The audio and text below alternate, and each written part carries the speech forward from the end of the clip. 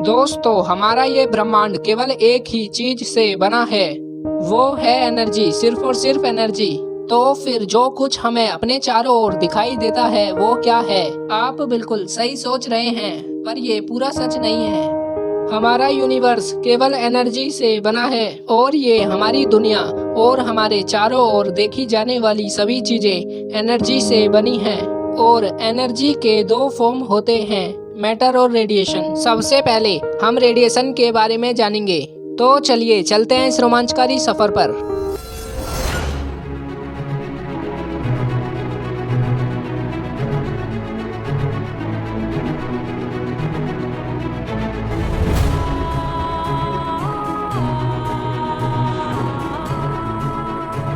Hello दोस्तों, आपका स्वागत है आपके अपने चैनल हेलो साइंस में।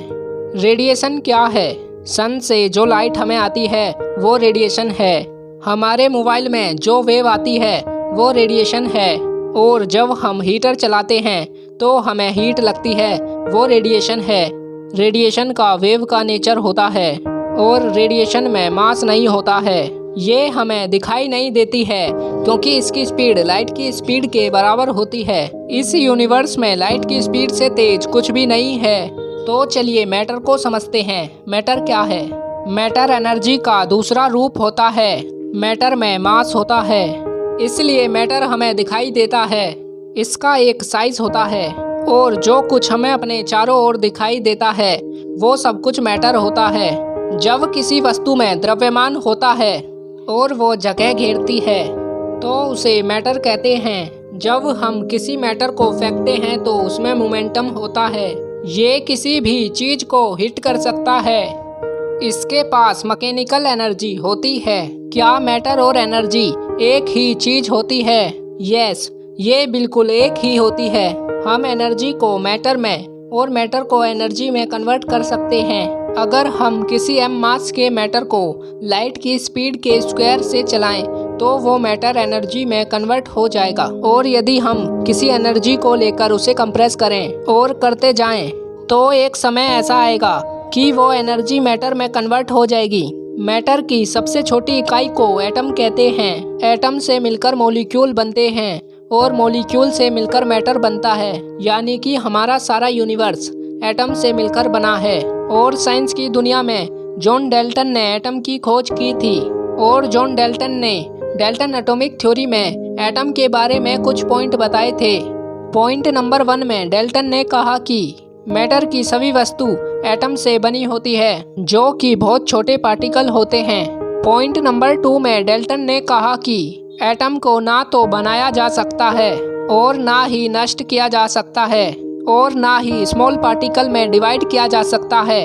इस पॉइंट के अंदर डाल्टन ने एक बात को गलत बता दिया था कि एटम को स्मॉल पार्टिकल में डिवाइड नहीं किया जा सकता है, जिसके कारण सभी वैज्ञानिक एटम के स्मॉल पार्टिकल को खोजने में लग गए। और जब से शुरू हुई डिस्कवरी ऑफ सब एटॉमिक पार्टिकल। और डाल्टन अपने तीसरे पॉइंट में कहते हैं कि एक एलिमेंट के सभी एटम का मास और केमिकल प्रॉपर्टीज सेम होती हैं। और इसी तरह पॉइंट नंबर 4 था कि डिफरेंट एलिमेंट के एटम मास और साइज में डिफरेंट होते हैं। विज्ञान की दुनिया में सबसे पहले एटम के बारे में जॉन डाल्टन ने बताया था। जॉन डाल्टन एक महान वैज्ञानिक थे जिनका जन्म 6 सितंबर 1766 में इंग्लैंड के एक गांव में हुआ था। जॉन डाल्टन की माता का नाम डेब्रोक ग्रीनअप और पिता का नाम जोसेफ डाल्टन था। जॉन डाल्टन एक ऐसे परिवार में थे जिनके नियम चर्च के नियम से अलग होते थे। डाल्टन के पिता एक बुनकर थे। डाल्टन एक बहुत गरीब फैमिली से थे जिन्होंने गरीबी के कारण बचपन की पढ़ाई घर पर ही की थी। डाल्टन जब किसी नई चीज को देखते थे तो वो सोचते थे कि ये चीज कैसे बनी होगी। उन्होंने 11 साल तक अपने गांव के एक स्कूल में पढ़ाई की थी और थोड़े समय बाद उसी स्कूल में अध्यापक के रूप में मदद करने लगे। और डाल्टन 15 साल की उम्र में काम करने लगे और काम के साथ साथ पढ़ाई भी करते थे। उन्होंने विज्ञान, मैथ और फ्रांस की पढ़ाई स्वयं ही की। और जॉन डाल्टन उस समय 19 वर्ष के थे। तब जॉन डाल्टन एक स्कूल के प्रिंसिपल बन चुके थे और 26 साल की उम्र तक उन्होंने इस पद को संभाला। और जॉन डाल्टन ने अपने जीवन में बहुत ज़्यादा मेहनत की थी। जिसके बाद जॉन डाल्टन विज्ञान के अध्यापक बन गए और उन्होंने 1801 में कई लेक्चर दिए जो 1802 में प्रकाशित हुए और 1808 में जॉन डाल्टन ने डाल्टन एटॉमिक थ्योरी के बारे में बताया था जो विज्ञान की नींव है, जिसके अनुसार मॉडर्न फिजिक्स का निर्माण शुरू हो गया। और जॉन डाल्टन की कोई संतान नहीं थी क्योंकि डाल्टन ने जीवन भर कभी शादी नहीं की थी और 1826 में डाल्टन को रॉयल मेडल से सम्मानित किया गया। जब डाल्टन 71 वर्ष के थे तो उन्हें लकवा मार गया था और उसके 1 साल बाद डाल्टन को बोलने में आसानी हुई और 27 जुलाई 1844 को जॉन डाल्टन का निधन हो गया था। जॉन डाल्टन की वैज्ञानिकता इतनी महान थी, जब उनका शरीर टाउन हॉल में रखा गया तो 40,000 लोगों ने डाल्टन को श्रद्धांजलि अर्पित की थी। तो आज के लिए इतना ही। वीडियो पसंद आई हो तो वीडियो को लाइक कीजिए क्योंकि आपका एक लाइक हमें वीडियो बनाने के लिए मोटिवेट करता है।